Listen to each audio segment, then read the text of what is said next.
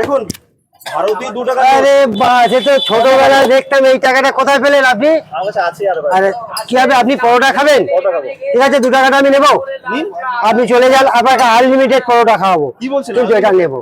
হ্যাঁ নিয়ে নিন, ঠিক আছে। আরো আছে। আচ্ছা ঠিক আছে, আমাকে দেবেন। আমি 2 টাকাটা নিলাম, আপনি বসেন, আপনাকে আনলিমিটেড পরোটা খাওয়াবো। 2 টাকা আনলিমিটেড দেবেন? আর এই টাকাটা দেখেছি সেই ছোটবেলায়, এই এতদিন পরে আবার দেখলাম 30-35 বছর পরে।